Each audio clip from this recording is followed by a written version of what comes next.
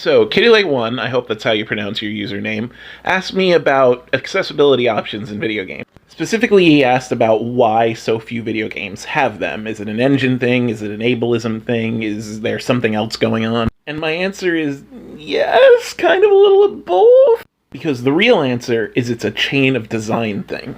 Think of every video game like a magnificent Lego structure. Like one of the most beautiful and complex and ornate Lego structures you've ever seen.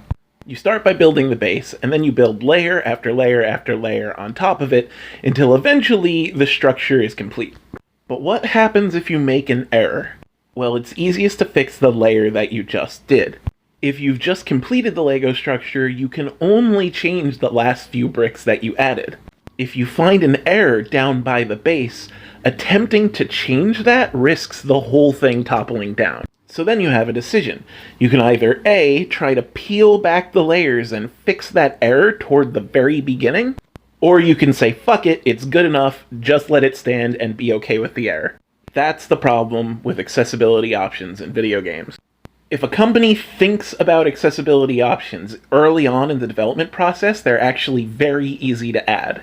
Because before you model a single thing, you can create a graphics engine that can easily change its colors for colorblind people. Before you print a single text box, you can create a text engine that very easily scales up and down the text. You can create control options that allow for button swapping or for holds instead of taps. You can bake all of this into the game before you even start designing the game. Then anything you design with that engine will have those accessibility options. However, if you build an entire game without thinking about those accessibility options, it is damn near impossible to go back and add them in without breaking the whole thing. That's why I say it's kind of an engine thing. And why is it kind of an ableism thing? Well, the big problem is that there aren't enough people thinking about these accessibility options before the design process starts. Many companies only become aware of the need late in the design process when people start demanding them.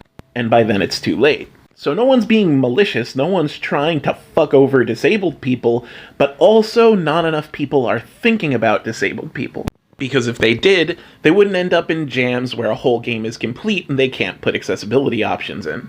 Luckily, this is changing though. The Last of Us 2 had a ton of accessibility options. Indie games are including more accessibility options. Honestly, pretty much any game except games made by Nintendo are starting to include at least some accessibility options. And honestly, it's because people like you are demanding them. When you're loud enough, then they'll remember before they start designing their game, and then they won't code themselves into a corner. So keep being loud.